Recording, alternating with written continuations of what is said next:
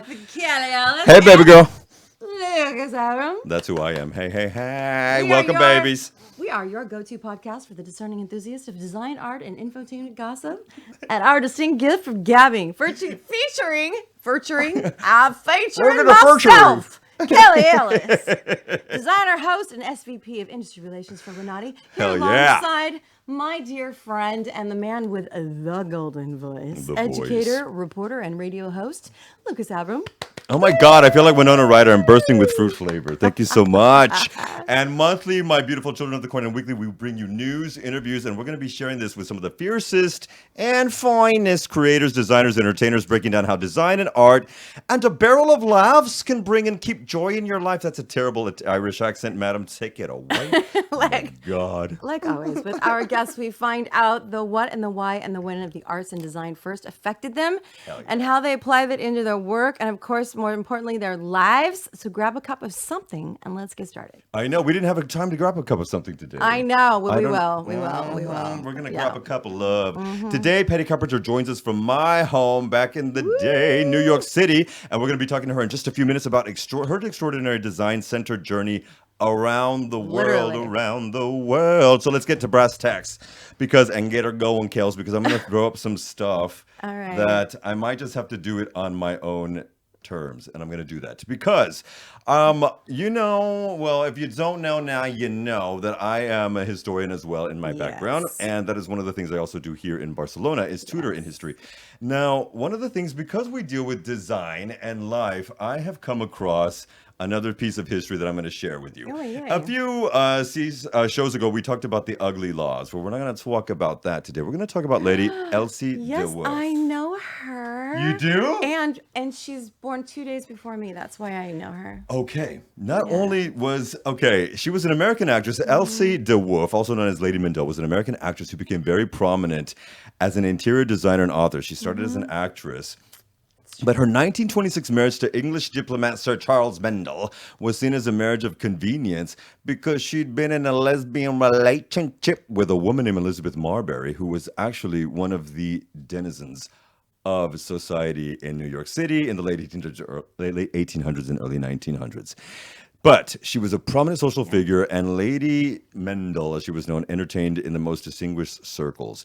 Now, she was born to very distinguished people, and she had very distinguished clients as well. But on top of this, the thing was that because of this marriage of convenience that she had, nobody gave her any beef, nor her, quote unquote wife, Mrs. Marbury, for being lesbians. Even though they were the top of the social circles of New York City. That was very common. I think that they just kind of I think they minded their own business in the day. They did. Marbury totally did. She ran stuff for her father's. I think everybody did. Everybody did. Because it was actually so not, quote unquote, acceptable that you didn't talk about it because it was just, it was what it was, right? Because you're talking about decades of kings and queens and the like that were gay and lesbian and everything in between, right? King James of the Bible. Exactly. Yeah, exactly. So I don't know that anybody really, it was kind of like a, who cares? Don't talk about it. It's not our business type of feeling. Why can't we be like that now? Well, because then you don't have the equality. That's why. Hell yeah. Okay, amen. Okay, because then you Call don't it out have, to this story. I'm calling it out, exactly. because you don't have the equality. Exactly. So if you want to keep it in the closet, then you don't have the equality. So and at the same time, Lady Mendel and her Bessie Marbury, they didn't feel like they had to. Now, she started in theater. Like we said, she was a socialite. She was a theater. She was the pioneer of interior design. Okay? Completely. She is considered the mother of interior design. She was. Yeah. She was. Apparently, what she did was she took the looks of the Victorian age, of course, which came a little bit later in the United States and New York, certainly. And she said, In fact, let me throw it up here because it's so bloody wonderful. We'll actually do it. We'll do a link. This, because this is from the 1800s, 1900s, and it looks like it could be the 40s or 50s or 60s. Yeah. And so one of the things that she did is it forced her. She started doing this when her hairstylist dyed her hair blue. And then she ran with the gamut in becoming a fashion and interior designer. And from the late 1890s, and look at you have a picture of them together here, until her death. Now, she lived almost 100 years. Good for so she kept on and on. Now, in 1926, she did marry this diplomat, Charles Mendel. He loved her like a play sister, and he totally stayed with her throughout the whole time until she died. They were together. They loved each other, but he was basically her beard. I think this is a fun story, and we'll connect it when we post the link on Definitely. YouTube. We gotta have a link to her and her life because it's really fun. And here's the last thing I'm going to part about my little lair today. In the 1900s, DeWolf kept promoting a semi-vegetarian diet that consisted of vegetables, oysters, and fresh fish, shellfish as well. She declared herself an anti-sarcophagist, meaning she's neither a red meat eater but nor wholly vegetarian. She advocated for gardening, organic food, and yoga. In fact, her morning exercise routine past 70 included yoga, standing on her head, and walking on her hands. And she continued to design until right before her death. She I died love actually in it. Versailles and was buried in Père-Lachaise Cemetery in Paris. And so women have been major denizens of design for now nearly 200 years. And what a great lead in because Honestly, I was shocked. I had no, no idea. no, seriously, I can't even do my AI rant now because I'm so into this. This was really, really good. It was, AI? yeah, Excusez, mademoiselle. I know, I know. There's so much to talk about. I think we need to save it, and we need to have an AI specialist. But let's just save that whole thing. But I love that story. It was just, these pioneers are considered crazy at the time, right? We live in a city that actually celebrates somebody who was considered crazy at the time, Gaudi, Okay. right? And they're finally going to finish the Sagrada Familia, apparently, in the next Well, few they're going to years. finish the towers. Okay, the towers. Yes, because we have a lot more to do. Like I am very well versed on Sagrada Familia. It is my favorite building Lives on not too far the from it either. planet. I can see it out my window. Hells to the yeah. So yeah, I do know these things. But when you have people who are like, this is a woman who had blue hair, unheard of at the time. Okay. This is a woman who Straight up. created interior design and made it a thing. She also popularized yoga, as you said. Like we have Organic food. yeah, like and that none of that happened. We're talking decades before her time, right? And I think that those type of people we just need to go Century. back. We need to go back and look and go, yeah, celebrate. This is why I had to. When I went into the Yes, lair, good. because honestly, I thought, I love it. The lair's good. Lair's full of all kinds of goodies. and women have been designing forever. I mean, when we think about it, why do we? I'm not going to get Sue in the weeds with it, because I am a little curious about the AI. We're not going to do it. No, Okay. it's because it's so deep. It's such a topic for interior designers. It's going to run us down a rabbit hole. It will run us down a rabbit hole that we need to spend a whole lot of time on. And we're already late for a very important Exactly. date. So we're gonna get straight to it. So Okay. I cannot wait for you to meet Patti Carpenter. I'm looking forward to Yes, she has been a longtime friend and the principal of Carpenter and Company. She's also the micro enterprise specialist with the U.S. Presidential Recognition for domestic and international expertise in artisan development, small producer and entrepreneur training, and economic development. Like this woman travels to South America. Madonna. We're going to talk about her work. She just does so much. She's designed and sourced and created private label products for Bloomingdale's, Sfera.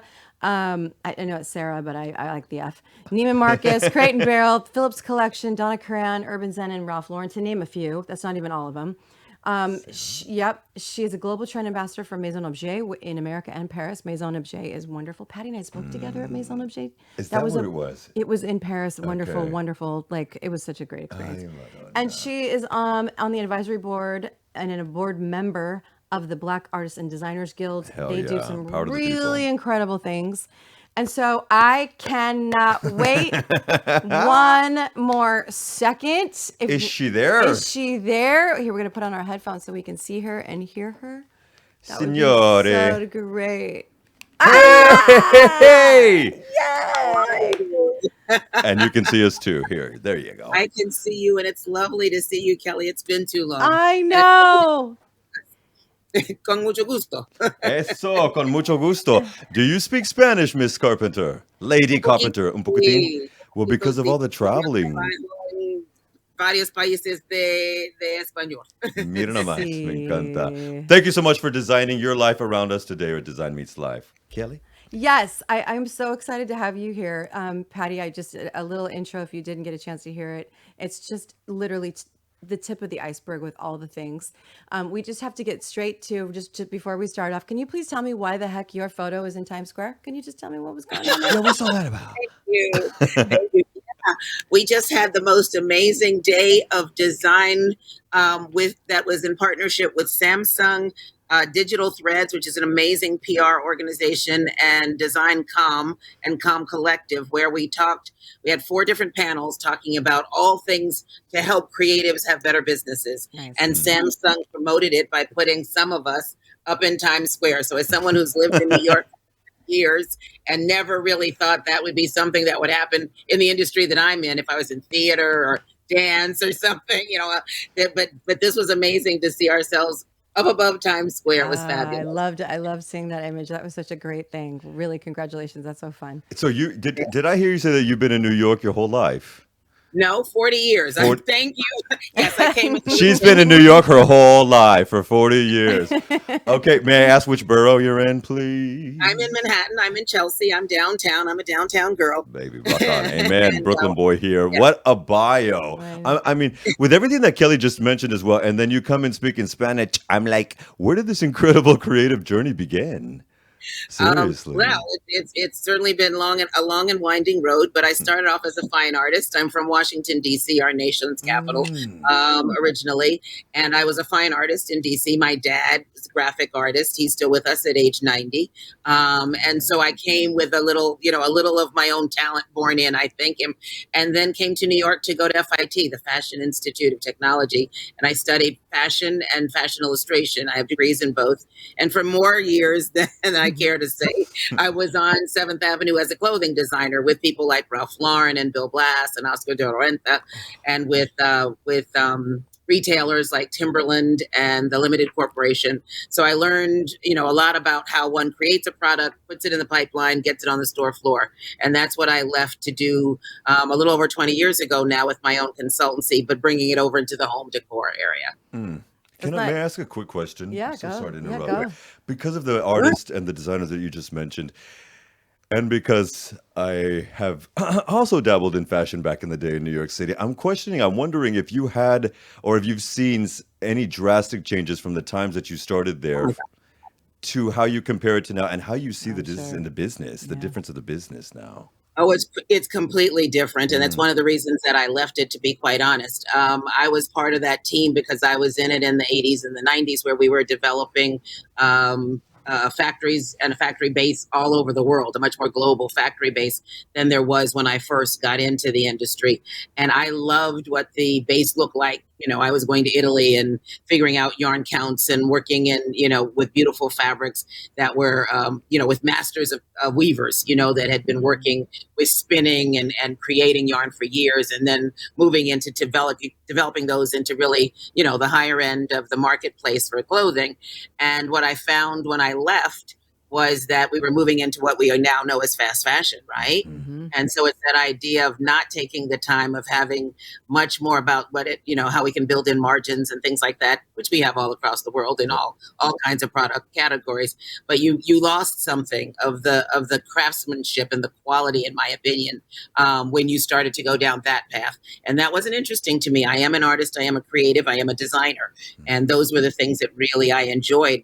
And I found that was diminishing, and I wasn't getting the same kind of emotional, passionate return. And so I decided to move over into first artist in development, which brought me into home. Well, let's go there. Let's talk about that. So we know that you're a trend forecaster, but how did you move from fashion to home, and how did you get into the forecasting portion of the home space? Well, it's interesting because I never really intended to be here in the way that I have come to be here, which I'm very thankful for. But I came over initially because of my artist and development work, which you read a bit about in my bio. I actually left Ralph Lauren in 2000 to start my business, and I started because I was going to Africa, to Mali, of all places. I'd never been. And it was a project through an organization called Aid to Artisans, with whom I still work today, 20 plus years later. And I was going over because Mali at the time was the second largest producer of cotton in Africa, but they made no money from it. All the value added was going into China. And so this was a project to help Malians retain some of the money from the cotton that they were growing. So it was a 3-year project. It required me going every year, staying for almost a month each time, plus working on it here in the U.S. when I got back. And I couldn't do that and have a full-time job at Ralph Lauren. Right. So I decided to really move over. And that work brought me over into home because, of course, it's much easier when you're working with artisans to work with things for the home than to try and make a garment. Because, as you know, because if you worked in the industry, there's so many more restrictions and quotas and duties and things that impact bringing clothing in from other places. And it's much easier to bring in a pillow. That is true. Well, then that leads to look at the second question. I always wonder because, we've talked about this a few times. I think we even sat on a panel having this discussion, but what comes first, fashion or home fashion, right? Because it's sort of one begets the other, but what's your opinion about that? Yeah, well, in my opinion, and I realized I didn't completely answer your question about how I got into trend because I used to do that so much in fashion because we always had to forecast as a VP. You had to forecast, well in advance because you had to spin the yarn and make the fabric and, do all the things in order to get the raw materials to create your product. Then that was something that I was very used to doing and had been told many years prior that I had a really great eye for color, which I know that I do. And I have a great way of talking. I have a color language that a lot of people don't. And so I found that that wasn't as prevalent in the home area and started doing that with clients and realized that it was bigger than just my own clients. And so grew that out. And so as that brings it around to your current question, it used to be when I first came over to this side that it was probably about a 3-year lag between fashion and home, fashion leading the way. You saw it come down the runway, and then maybe 3 years or so later, you would see it, those kinds of trends pop up in terms of what was impacting home decor. What happens now, I think, is they're quite close together in terms of when they happen, but it's about how they are utilized that is different. So you can find many of the same colors coming down the runway that we're talking about showing up in home. In fact, in some of our trend boards, which Kelly, I think you've seen, we will even put a fashion figure because we want to talk about how closely related those things are because the consumer is the same consumer. And so they're getting that same information. They're interested in those same arcs and curves that, that deal with trend, and they want to be able to utilize them in their entire lifestyle. And so that's how we came to talk about it that way. I really love that. Really quick to piggyback on that is, do you think that the designers are cluing themselves in now because you're noticing that they now all have a home division? Absolutely. Okay. Oh, absolutely. That's part of that connection. It's the same consumer. If you want to wear my clothes, if you're bought into my lifestyle in your clothing, then why wouldn't you be brought into that same, idea of lifestyle within wherever your space happens to be, whether you're your first, second, third home, even if you're doing a hospitality space, a lot of them are moving over into hospitality. Look at RH and how they build hotels. It's that idea of if you bought into how we are creating and crafting this brand DNA and this lifestyle, we want you to be more and further immersed in it, And so, yeah, absolutely. So RH is doing hotels now. Yep. Madonna. Oh, yeah. Madonna. Madonna. Okay. Well, then I have a question because you just mentioned something a few minutes ago in reference to the trend. Because when you were working before that, and that's piggybacking off of yours, babe, did you see that fast fashion was going to take over? I just saw HBO throw up something called Brandy Hellville or some new documentary about this. Yeah, Did no, you absolutely. And that's why you maybe wanted to get out in the first place? I'm Absolutely. wondering. Yeah. That's exactly why I wanted to get out. I found that even being at that point, I was beyond being just a designer as a vice president of design and merchandising and had been for the last few jobs I'd had at that point. We were coming in with less about creativity and more about numbers. Yep. And as a creative, you want to come in with the creativity. And so that's where it started to change. It wasn't so much about really coming up with the new, the next, the now, and that way so much it was sort of following the arc of where we might have come off of last season. And as somebody who is in merchandising, I fully support that. But for me, there's a balance in the way that that's done. And I found the balance being tipped more by the other side of, with regard to, like I said, margins where we were producing, not necessarily in the higher end factories that I was used to working in, but others. And you even see it now where they talk about, brands sadly, like a Prada that's being made in a different place than it used to be made. And are we getting the same quality? And it's a big conversation all across the creative industries. Yeah, definitely. Do you girls think we're getting the same quality?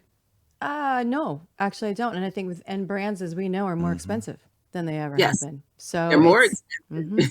yeah, Mhm. their prices have gone up for all of the luxury brands. So it's very, very interesting. This might be a stupid question, the two Mhm. queens of design, but is it true that, because I had a Zara representative as a client who told me that even our top of the line, like Givenchy, whatnot, they will have it done in Bangladesh or whatever. And as long as you put the tag and you can still put made in France, made in Paris, made in Italy. Is that true? That's the truth. That is, in fact, the truth. I used to do that myself when I was in fashion. So yes, I know it to be true because I have done it. Wow. There you go. Wow. Mhm. So Wow. it's a changing world, right? It is Yeah. a very vastly, rapidly changing world. Yes. Well, in that vein of the rapidly changing world, do you have, when designing products for the iconic brands that you've done, do you rely on trends or hope, or do you just create your own, or a mixture of the two? Maybe it's a mixture of the. I think probably because my world is trend and I am always looking down the road 2 or 3 years at least, and sometimes longer, depending on the client and the product they make. I am not thinking about them from the point of view of trend so much as I am Okay. thinking about that arc. Because if I often have to have this conversation, the definition of the world trend is simply the direction in which things will tend to move. And Mm. since we don't live in a stagnant place, things are always moving. There's always an arc happening. And so I'm always looking in that direction. I'm always watching what's happening from the consumer point of view. What are they thinking about? What are they feeling? When we do some of our trend reports, we talk about the mood, the mindset, the materials, because the consumer is really driving what's going to come, next because of what they're focused on. And so for us, we look at something we coined maybe 10 years ago at this point, which is spent. And so I'm looking at the S for social, what's happening around us in a social way that is impacting what we're going to want and need as consumers or desire as consumers. So that can drive down under that S, that drives down into popular culture, to film, to theater, to television, all those things. And then in P is for political. What are we looking at that's happening around us politically that's going to affect how we spend? Of course, here in the US, we're in a tremendous political cycle as we gear up for our next presidential election. There's a lot going on that's Mm. impacting us. We're hearing about it all day, every day, right? Right. And then there's the E, that's economics. How does what's happening economically impact what we want to spend on? What do we need and what do we want? And a lot of times it has nothing to do with how much money you have, but what you want to spend your money on, Mhm. right? Totally. Some people, there are lots of people that are quite wealthy, but they don't want to necessarily spend on the $12,000 sofa. They That's want to right. take a trip, That's right. Mhm. right? And so they're deciding where it goes. Then the N is for nature. And that's really about this whole idea of we are biophilic beings, Hmm. and how are we impacted? Look how much we had to get out, and how nature became so top of mind with outdoor living when COVID Testify. happened, Yes. Exactly. right? We Yes. Testify. had to get out into nature to have that connection as humans again. So nature is really driving a tremendous amount of the conversation. And the last is the T for technology, which you and I couldn't be doing this with you in Barcelona and me here Yeah. without the whole, use of technology. And you guys were just talking about AI. Of course, that's truly driving a whole nother I know conversation. it really is, Patty. I was like, I can't even open that door right now because it's just so big.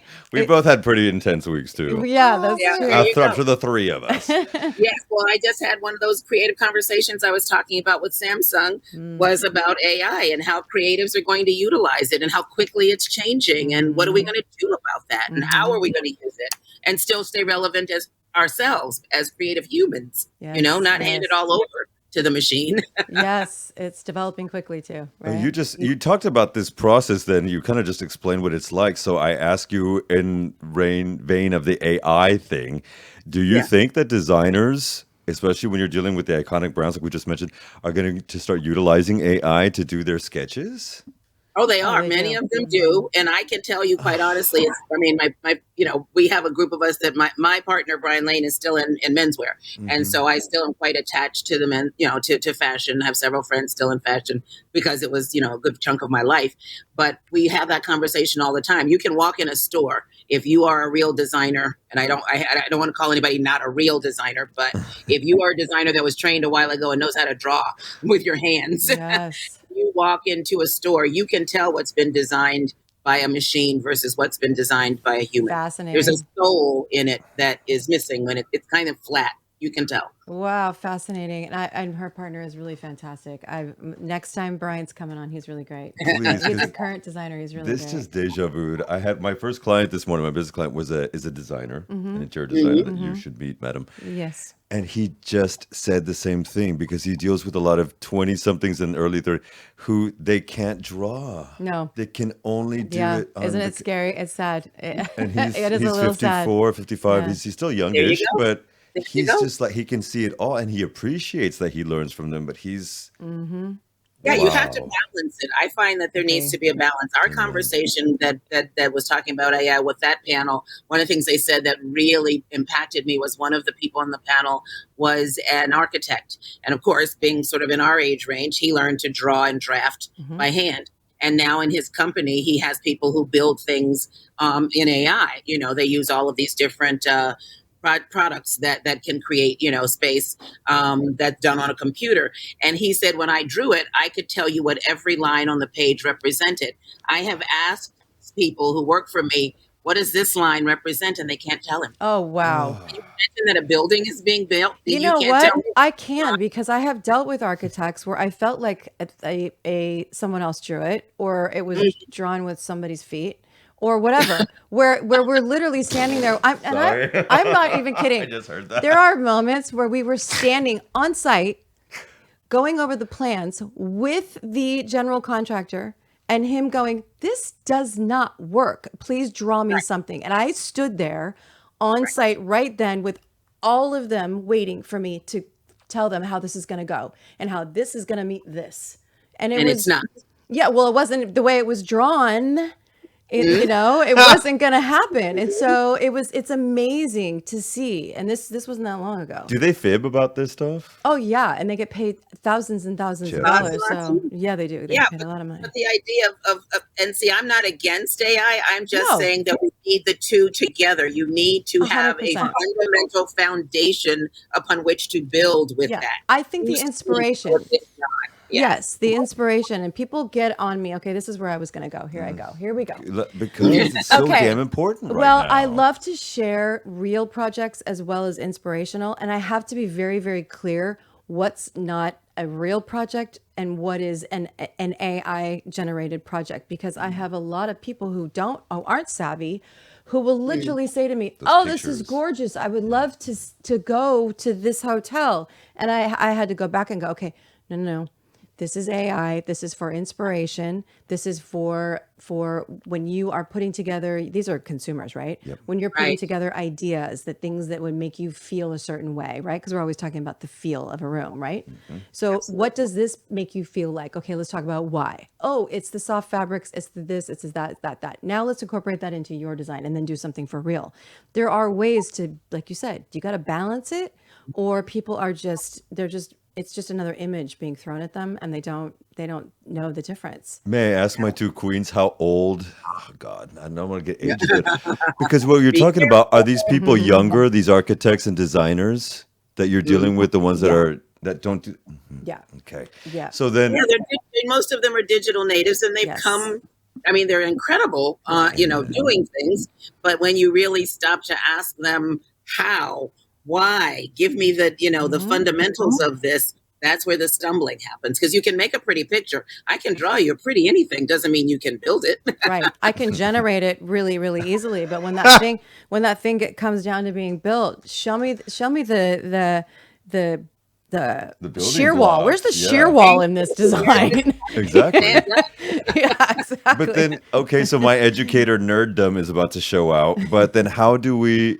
Because you said you need a proper, like common ground or something that you've been established with. But then we have the young kids that are coming up, but only are going to do it through AI. So our future architects who are 10 or 15 now are only using AI.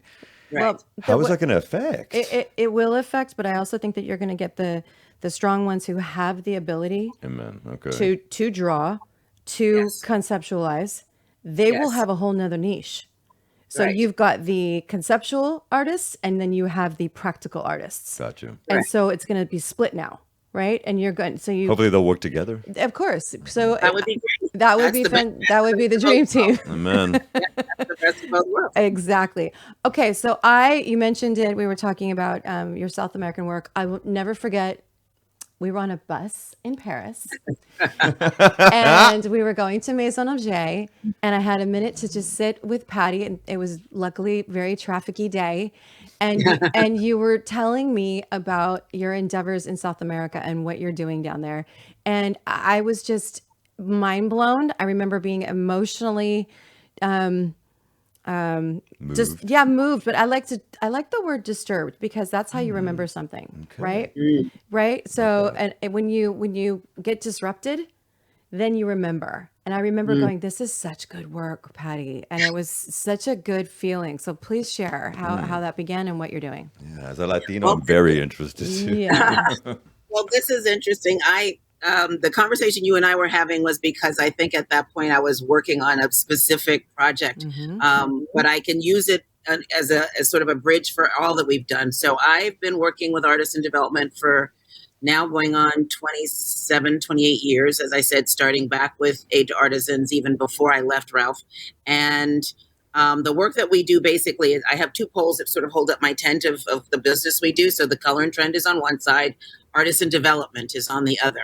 What that means is I specialize in training and developing and designing with Indigenous artisans around the world to help them bring whatever they make by hand to a market, to help find a market for whatever that is. And that can be a local, a regional, or an export market. So I think when I was talking to you, Kel, I was talking about alpaca and the work in Bolivia, which I did for many, many years. I actually had my own collection for 8 years where we sold those products. I've worked in Peru. I've worked in Brazil. I've worked in Colombia. And I've worked in Suriname, weirdly. Madonna. But I've also worked in Central America a great deal, where we worked in Guatemala, Honduras, Nicaragua, El Salvador. So there's that part of the world that I've worked in, but I've worked in 59 countries. So I've been doing this work around the world to do the same chills. Beautiful. Yeah, to do that same connection. So sometimes they're capable of making the leap over into the export market, depending on, of course, capabilities and capacity. And other times it's more about building a stronger local or regional market. But it's really about looking at what they make and really trying to figure out how we can make whatever maybe small, usually, the idea is maybe it's a scale of a print or a pattern, the color of something, to be able to then access a new market for whatever it is, because the idea is cultural and economic sustainability for all. That's really the reason that we're doing it. I know, it's so good, right? 59. Okay, I'm gonna shout out to my girl Stacey Abrams in Georgia right now. I want to start with why. Why did you want to do this? If I may. Because I could see two things. As I told you, I started off as a fine artist, and I'm old enough that we were not looking on Google for information about artists. I'm in such awe and a little bit jealous of you living in Barcelona, because Gaudí is one of my favorite artists. Hands up to Sagrada Familia. And, my favorite building ever. I heard you say that, and it's one of mine as well. I know. Although the Castle Batlló is probably my... It's right over here by us right now. Yeah. Well, when you come here, you'll stay with Kelli, and you'll look at you're the gonna Sagrada come. Familia. You and Brian come any minute. I have goosebumps when you say it's right over there. I burst into tears the first time I saw it without knowing why, because I had discovered it. So the idea of someone who had that kind of creative ability, but then was able to turn it into a tangible thing has always been with me. And that idea of learning about the world, because I never felt as though the U.S. was the center of the universe, even as a child. And so when you ask why, it's probably been 10 years ago since I was moving, 11, I guess, since I moved to this new apartment. When I was packing up things, I used to keep journals. And I had a journal from when I was 15 years old that said, I want to work with the artisans of the world. And that is why I do this, because I have always wanted to do this. This idea that culture is so fascinating. And one of the things that I love most is when I go to a place in Africa and I see something that has almost the exact same pattern as a place in Central America, because when you go that far back, we were so much more alike than we were different. That connection, that human connection, is what I have always loved and thrive on and just live for. And so I am going to my 60th country, Lucas, in Which October, one? to the Philippines to speak at the Hey. Fame Oh, great. Yeah. exhibition, and I'm really looking forward to that. But yeah, I have worked all over the world, and at this point I started in textiles, of course, because that was my background, but with coming out of fashion. But I now work in whatever medium the artisans work with, So you guys can see me. You see some of the basketry that's Yes. behind masks. Yeah. They're from all over the place because that's the stuff I love. I know. Isn't it great? My mom had a whole wall decorated with like that. Yeah. Oh, Seriously. cool. So it's just reminded me right now. Please, Mom. It's so good. I'm curious. So when you are traveling around, I know in Maison Objet, which and some of the other markets, they really have made it a very concerted effort to have an artisan area, right? And I'm seeing more and more of that in most of the shows in Milan, and all over, even in High Point, where they're sort of getting more focused on the custom and the one of a kind and the unique pieces. Love it. Right. And so what are you finding that does translate over? What is it? Is it the basketry? Is it the fabrics? What's moving the most? What's the easiest? There's so many, actually. I mean, of course, most of the artisans in the world kind of had a really hard time during COVID because we shut down. And so nothing was able to move around. So a lot of them, if they're able, are just getting geared back up again. Certainly we see the textiles, and you see that even in fashion. I mean, you see them with the beautiful straps on a high-end designer bag. It's now a hand woven, something from somewhere.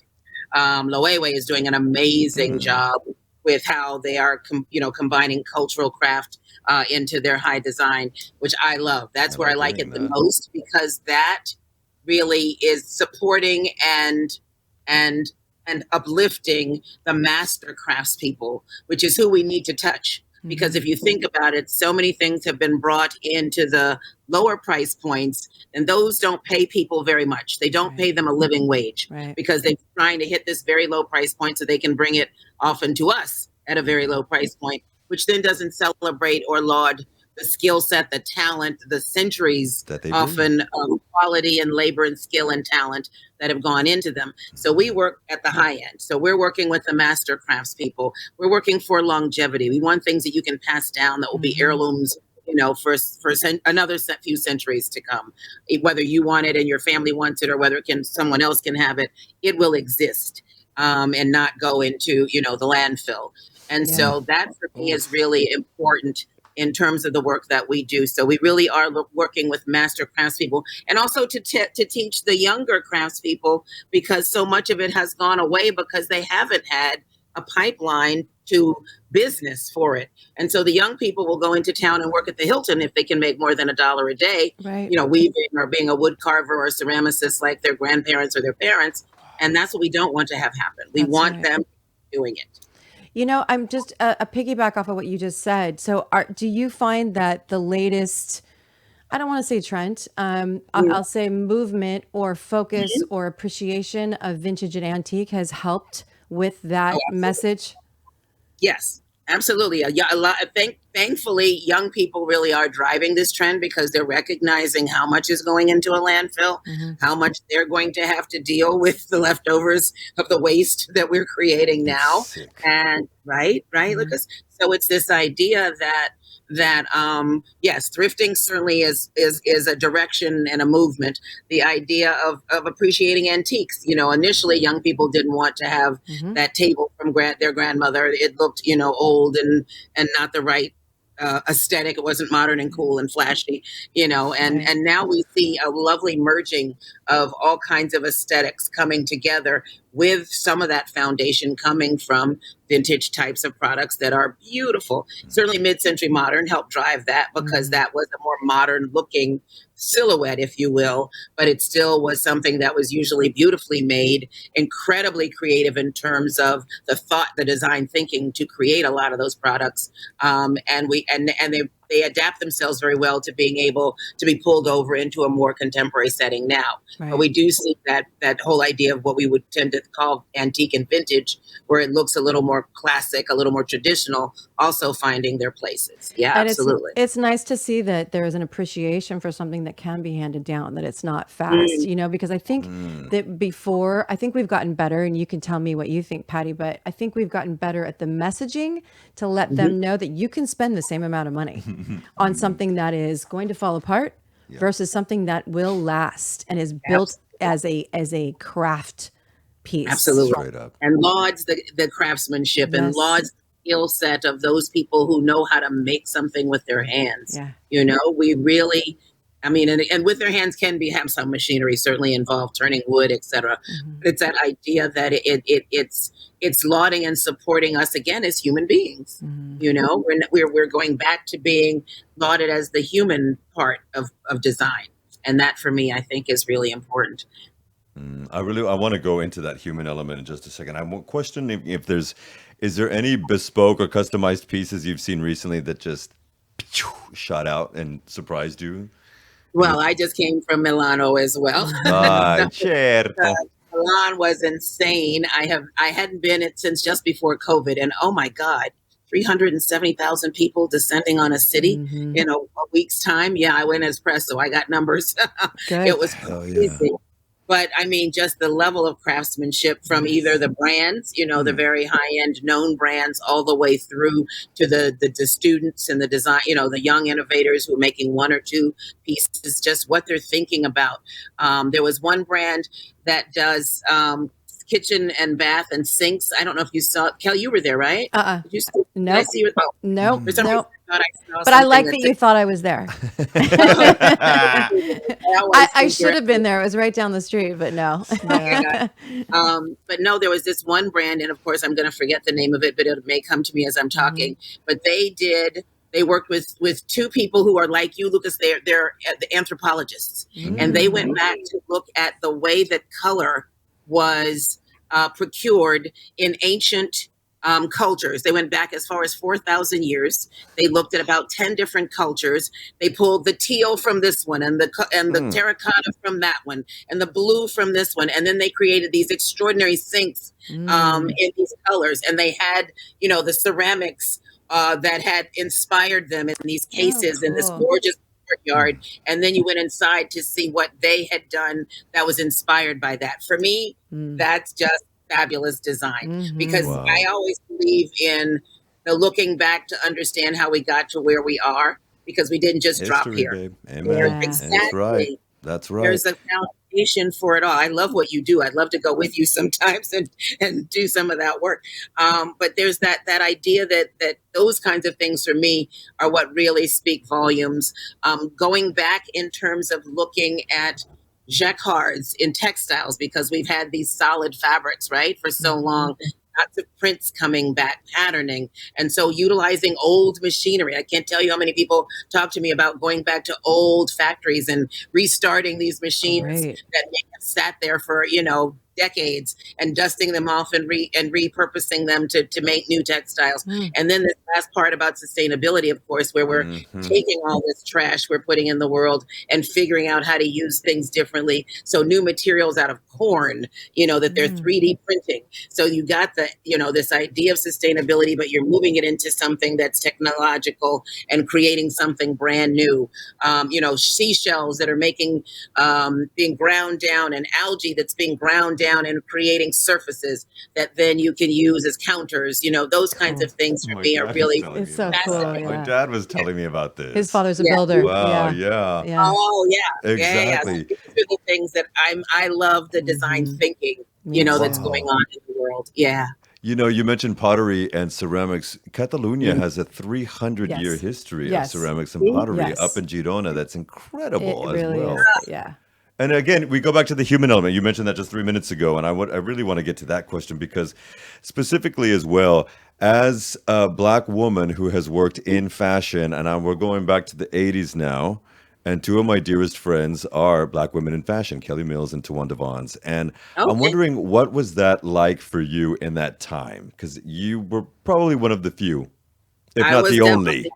Yeah, I Hmm. wasn't the only, but I was definitely one of the few, and certainly at the in the level that I was, where I was in the designer, that designer echelon. Yes, ma'am. Um, it was really quite fascinating. I was, often me and the cleaning person. There weren't, other people that were in the design room at the time, or in our on our teams at that time. And it wasn't just the 80s. I was a vice president of women's at Timberland in the 90s. Hmm. And I remember when the Timberland family still, the sports family still owned it.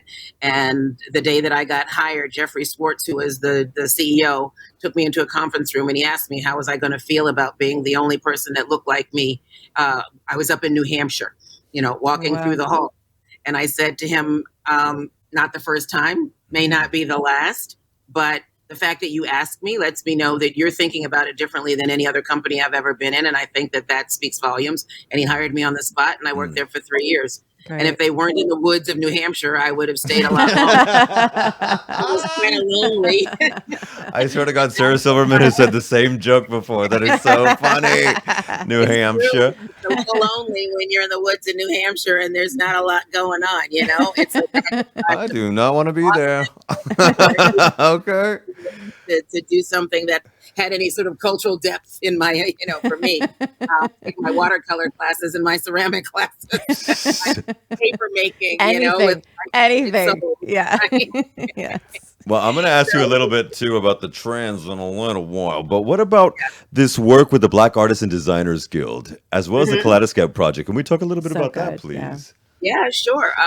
The Badge Guild is an organization of artists and designers that Mulaney Barnett put together.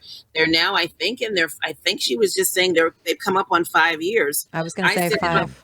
Yeah, I sit on their advisory board, and I've helped to identify students for scholarships and things like that as we talk about young designers coming in to our creative industries.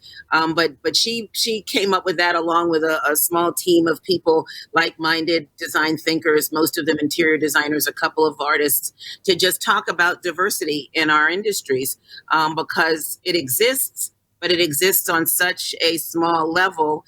And all of us are of the mindset that if you're creative, why not bring everyone to the table? Because that lifts everyone's creativity up. Creative Mhm. conversations are wonderful when you hear from everybody. Otherwise, you end up with a very narrow description of what is beauty, what is creativity, what is style. And so by opening that dialogue up, they've been able to really bring some great change to the industry, and building off of a bit of that, because we did the Kaleidoscope project. Now it's been 4 years ago, and Oh my that gosh, I'm not. that's gone by so fast. So No, it at the happened during. pandemic, then. Yeah. Yeah. Yes, it was at the pandemic. It happened because of the death of George Floyd, Mhm. and the woman who still runs it, Amy Schwartzbart. We are no longer partners, but we did that one project together. It was the Kaleidoscope project for me. She called me one day out of the blue. We didn't know each other really, and she asked if I would be willing to work on something with her, because she wanted to do something at the time. She wanted to focus more in diversity and design. I think some of the mission has shifted a little bit, but at that point, that's what we did. And so we took over an 18th century inn in Mhm. Lenox, Massachusetts, and we invited 23 BIPOC designers, and that was the goal. I'm not just talking about Black designers. We had Mhm. Chinese designers, East Indian designers, Latino designers. And the whole idea was that we were going to create a space to showcase that not only from this diverse group of people from their heritage background, but also from all across the country. So I'm based in New York, but we had designers from California. We had them from South Carolina. We had one from Nebraska. We had them from the Philly area, from the Washington, DMV, the District, Maryland, and Virginia. We had them from all over, and the goal was to say that style and design and good taste can come from anywhere and anyone. And so we were showcasing this. So that we took over 2 buildings in this inn. We had 21 spaces with 23 designers, and we had a showcase, a show house for 3 weeks, and then it opened. Those rooms remain. You can go and stay in those rooms right now. And the Great whole idea. idea was to showcase the work of these designers. And before it was over, 3 weddings had been booked Nice. in Oh, 3 weeks It got a because lot of great press. It Hell really yeah. did. Yeah.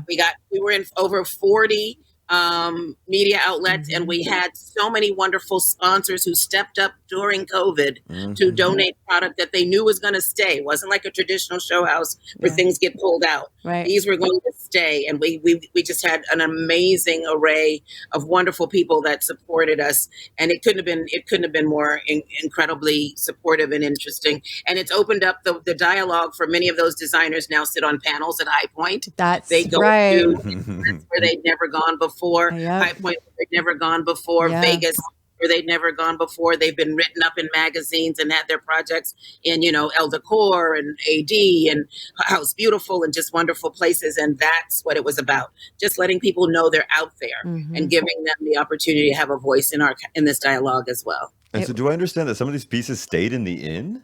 Yeah, The entire yeah, they all stayed. So just as a little background for Yeah. show houses for people who don't know that are listening, that generally the show houses, if it's a house, it's usually a big, Yeah. beautiful house, up. and you've got maybe 10 designers that do different spaces. They'll bring everything in, and then after they've done opening, they're done selling tickets, usually for a charity event, then most of the things will come out. I can say that when I've done show houses, I do the kitchen or the master bath because I want to pick things that are staying in the space.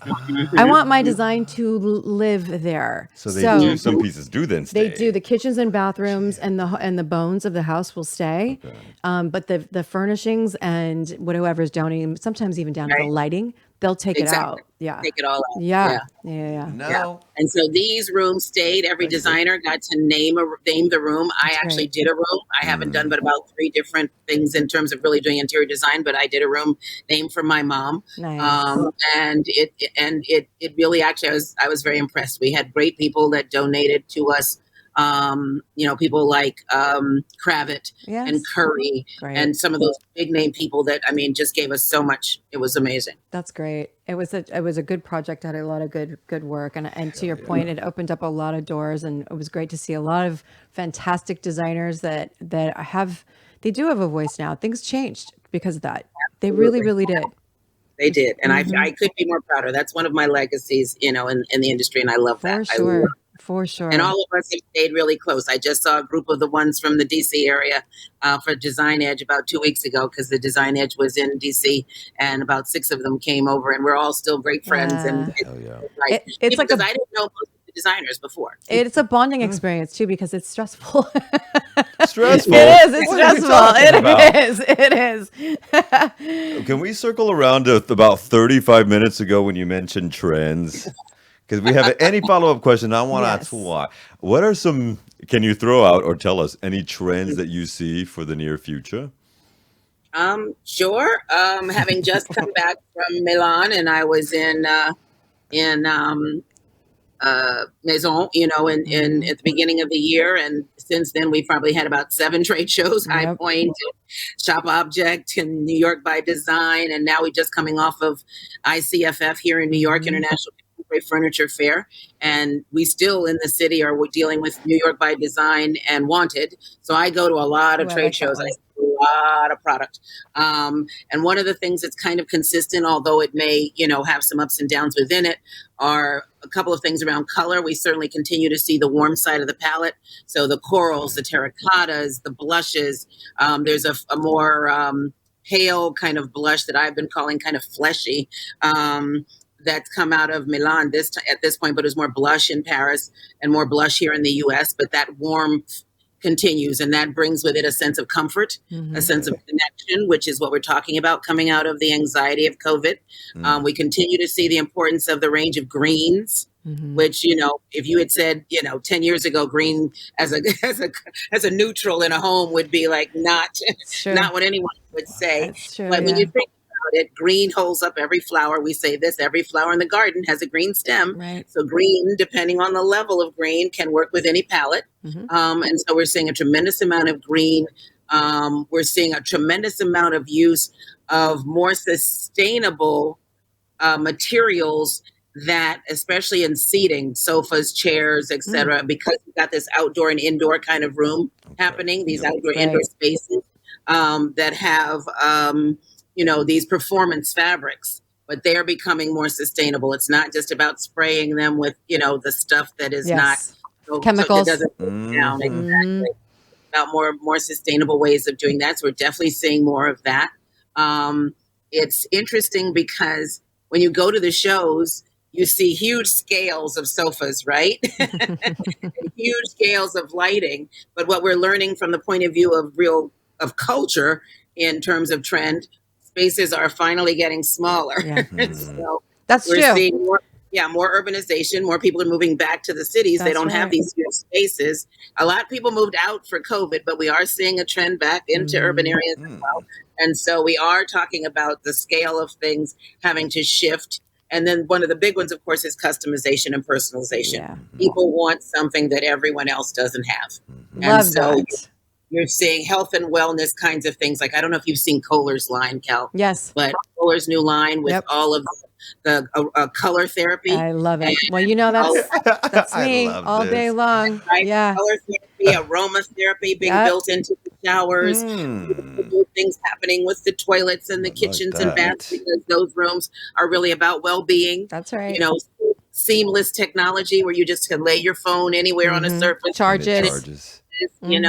Those kinds of things certainly continue to be important as well. I love that. Oh, But you just made isn't me she the happy and best? bubbly. I Yeah. know it. I know it. Patti, Honestly. I can't thank you enough for In that. Just serio. went. That was probably the fastest time ever that we've Do you ever had see how anybody. the hour just Yeah, I flew the can't. hell by? I can't. I can't get wrap my head around Jeez. it.